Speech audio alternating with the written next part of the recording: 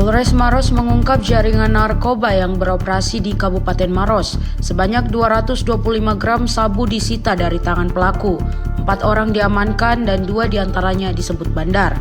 Hal ini disampaikan Kapolres Maros AKBP Douglas Mahendra Jaya saat memimpin konferensi pers di Aula Promotor Polres Maros Kamis 7 Agustus 2025. Dua tersangka utama adalah MI dan AS.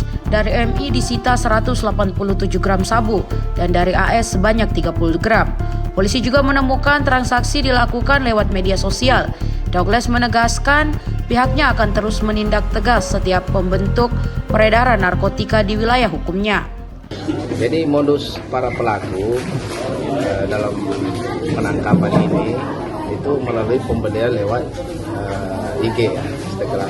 Ada juga yang offline. Di situlah kita mengembangkan, melakukan penangkapan dari jaringan-jaringan yang ada di atasnya. Seperti itu. Jadi ada 4 perkara yang kita proses ini.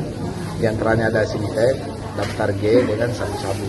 Nah, jadi 4 ini semuanya dalam proses penyidikan saat ini. Jadi rata-rata mereka ini mengedarkan. Nah, jadi mereka membeli lewat IG, kemudian dijual kembali setelah dikemas. Jadi lewat itu mereka menempelkan barang, kemudian dia mengirimkan lokasi ke pembeli untuk dijual. Mengedarkan kembali, Pak ya? Mengedarkan kembali. Download Tribun X sekarang, menghadirkan lokal menjadi Indonesia.